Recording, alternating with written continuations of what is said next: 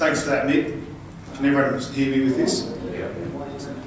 My name's Lachie Seears and I'm a 2013 Nuffield scholar, and as my title says up there, my topic is to understand the processing supply chain and any value-adding opportunities for the pulse industry.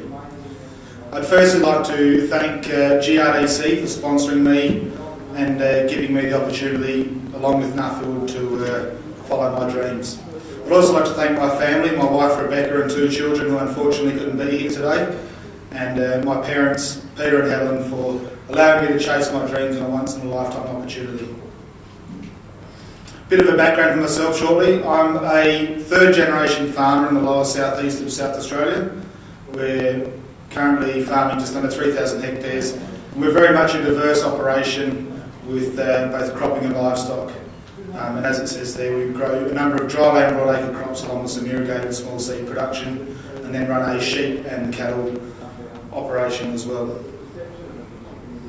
My topic was really about understanding what happens in the supply chain to our commodities once they leave the farm gate. I really wanted to understand what happens to turn the commodities that we grow on farm into the products that are consumed by consumers all around the world. And after some investigation, when I was looking to put in my application, I had a clear understanding, I suppose, that this knowledge by farmers around Australia and upon my travels now around the world was really quite poor. I also thought that we needed to educate farmers and processors about what happens on either side of the fence. And there was a real lack of understanding on the farmer side of the things, what happens with the processor and how much money they have invested in infrastructure, the risks that they're taking on board and everything, and then also from the processor coming back to the producer. Sometimes they don't have an understanding as to if it doesn't rain, sometimes we don't have a crop. I also thought that at times with a lot of supply chains, there's a lack of transparency along it. And I thought with increased two-way communication, we could probably break some of those barriers down. A bit of a brief background on some of the observations that I saw on my travels. Pulses are consumed all over the world. It usually has the perception of being a pulse. It's a protein that is consumed if you can't afford animal protein. And it's quite often the case, but now we're finding that there's a lot more human benefits health-wise by adding pulses into our diets. One of the things as well that struck me that a number of countries suffer from, or one of the challenges that we have, is the distance that we have between where that commodity is produced and where that product is consumed. And I suppose you can see in one of my slides there that a pulse trader in Dubai that I spent some time with, and just how this product is being sold to the consumer. And you'll also see on the other side there a number of other pulse products and how they're further sort of value added into potential snack foods as a dry product and also as a fresh frozen product. One of the things that the Australian producer has on its side is our excellent quality of pulses. We are known around the world for having excellent quality, and it's one of our real main marketing points. Competitors such as Canada as well are also a very large distance from where their end consumer is. But one of our real direct competitors that's a real sleeping giant is Eastern Europe. And the likes of Russia and the Ukraine, although they're in lower quality, they have the ability to get their commodity to the producer far quicker. At the moment, it takes about 28 days on a ship to get pulses from Australia to the Middle East, whereas in getting through from Russia or the Ukraine down through Turkey to the Middle East is only 4 days. That's a real distinct marketing advantage that they have that unfortunately we can't do much about. I'll just spend a bit of time now talking about a few highlights from my travels around the world, and in particular the Middle East. I mean, I really love this country. I landed in Egypt June last year and just really fell in love with the country. I spent a week in Egypt and also a week in Turkey, and it gave me a greater understanding as to what these guys want. Turkey, which I didn't have a full understanding before I went on my travels, is how much of a major trading hub it is for the likes of those Eastern European countries I just spoke about before, and also the more traditional European suppliers as in France and England, and how pivotal that is just to getting their commodities and products down to the consumers.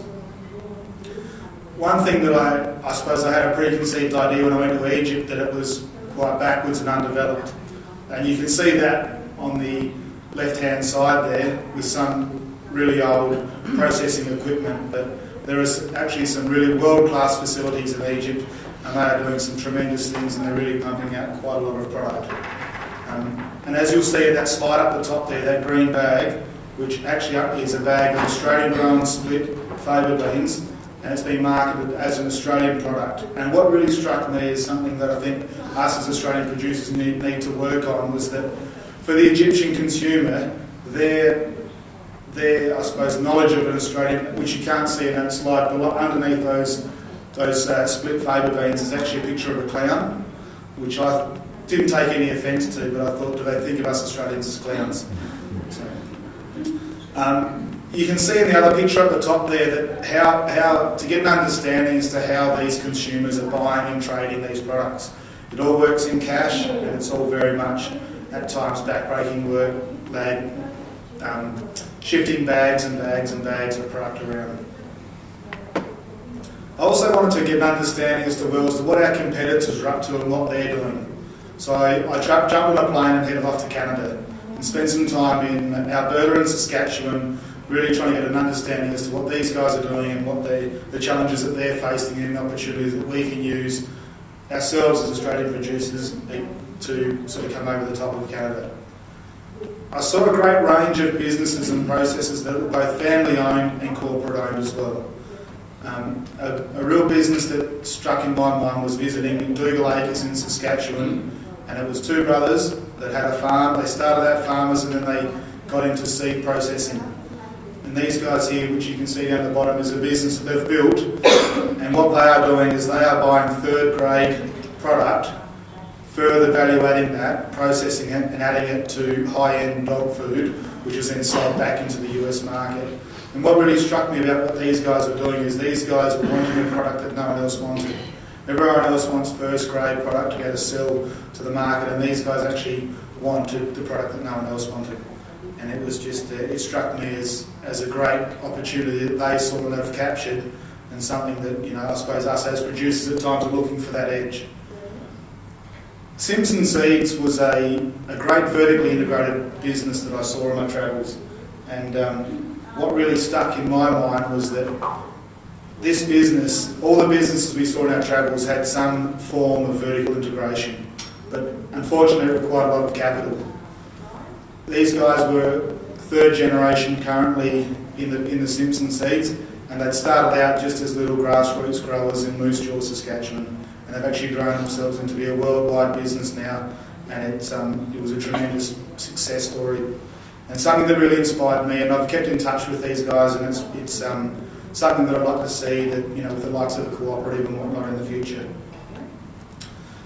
I think an evaluating opportunity that I see for the future is the pulse food products and the development of that with the likes of the lupin flowers and everything else. And Sascan Foods in Saskatchewan are really developing some really important stuff, and what I think is quite interesting. And the benefit of a company such as Sascan doing this is they're once again a worldwide company that have reaches into lots of markets, and I think that's something that will be a bit of a watch this space sort of a spot. Once I'd sort of finished all my travels, I sort of had to come up with some recommendations and actually write a report. So a few of the key recommendations that I'd sort of come about in understanding the processing supply chain was about developing relationships with businesses and people. And I think that was one of the key take-home messages that I've got, is to start developing two-way communication. Exploring value-added opportunities, whilst it sounds really good, it's not always a possibility, because as I said earlier, it requires a huge amount of capital and quite often a lot of time and a lot of risk, which at times I think farming is enough risk as we can do, and I'm just not sure that I myself am prepared to take that at the moment. As I said at the start of my slide there, the Australian producer is known worldwide for our quality, and that's something that we have to maintain. And I think settling for minimum standards is not a good option. We need to keep pushing our quality levels to be the best in the world. Pulses, I can only see an upwards trend in consumption around the world. Everyone keeps talking about 9 billion people by 2050. I don't know how we're going to feed them all with agricultural land decreasing around the world. And I think with the introduction of pulses, it's not only beneficial to our farms, as in having another crop in the rotation, but it's going to be a key staple in the food of so many people for the future. Some of the topics that I'd be happy to discuss, and areas that I've raised with discussion once I've come back home, is trying to challenge some farmers to really understand the process from gate to plate.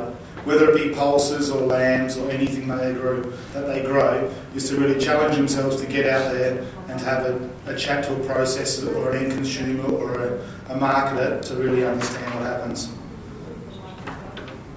Communication is the key to so many successful relationships in business and in life. And I think if we can have good two-way communication, it'll just be, I can't see a downside to it.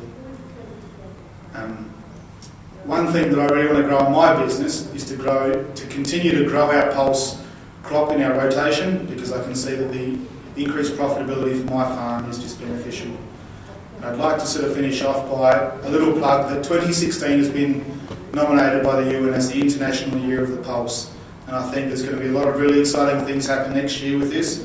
And it's just something that I've become involved with once I've come home, and it's quite exciting, and I'm really looking forward to sort of following through what happens next year. So thank you very much.